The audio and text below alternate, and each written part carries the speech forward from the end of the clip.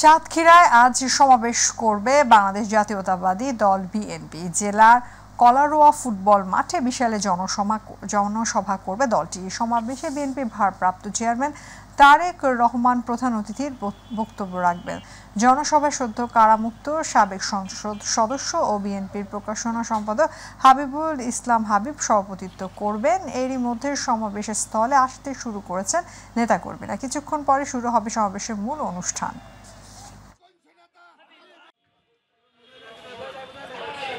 মানসিক নির্যাতন ভোগ করতে হয়েছিল।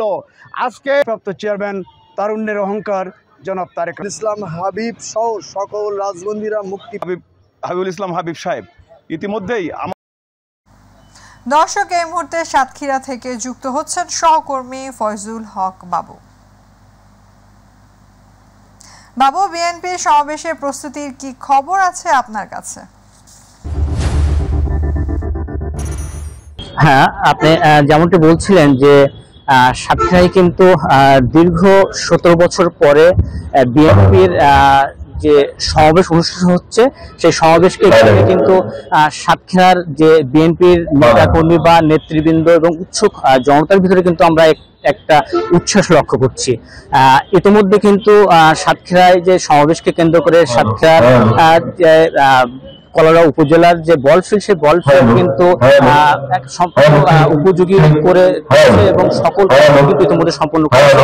এবং আমি এখন দাঁড়িয়ে আছি সাতক্ষীরা কলারোয়া উপজেলা বল ফিল্ড মাঠে। এখানে এই বিএনপির যে সমাবেশ অনুষ্ঠিত হবে সেই সমাবেশ স্থলে ইতিমধ্যে বিএনপির যে কেন্দ্রীয় নেতৃবৃন্দ তারা কিন্তু এখানে উপস্থিত হয়েছেন।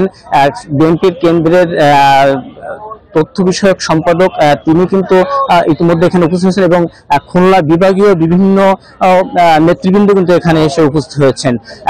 আজ বিকাল 3:30টার সময় কিন্তু সমাবেশ শুরু হবে বলে আমরা জানতে পেরেছি এবং এই সমাবেশে কিন্তু প্রধান অতিথির বক্তব্য রাখবেন বাংলাদেশ বিএনপির ভারপ্রাপ্ত চেয়ারম্যান তারেক রহমান এবং তিনি ভিডিও কনফারেন্সের মাধ্যমে বিকাল 5টায় তার বক্তব্য তিনি রাখবেন বলে আমরা এখানে জানতে পেরেছি। আপনাদেরকে আরেকটি কথা জানিয়ে রাখি, 2002 সালে তৎকালীন বিরোধী দলের নেত্রী আওয়ামী লীগের সভানেত্রী শেখ হাসিনার গাড়িবহর হামলার মিথ্যা মামলায় কিন্তু এই সাতক্ষীরা তালা কলারোয়া এক আসনের সাবেক সংসদ সদস্য হাবিবুল ইসলাম হাবিবকে মিথ্যা মামলা দিয়ে 70 বছর জেল প্রদান করা হয় এবং এই মিথ্যা মামলা থেকে কিন্তু তিনি গত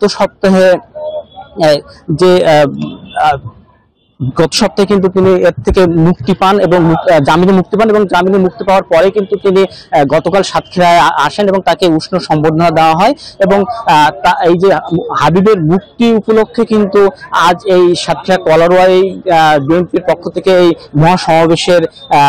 সমাবেশ করা হচ্ছে এবং ইতিমধ্যে সকল প্রস্তুতি সম্পন্ন করা হচ্ছে। আমরা লক্ষ্য করছি ইতিমধ্যে কিন্তু বিএনপির বিভিন্ন অঙ্গ সংগঠন এবং বিভিন্ন নেতৃবৃন্দ তারা ছোট ছোট দলে বিভক্ত হয়ে কিন্তু ইতিমধ্যে সমাবেশে আসতে শুরু করেছে এবং এখন পর্যন্ত কিন্তু এই সমাবেশের সকল প্রস্তুতি কিন্তু সম্পন্ন করা হয়েছে।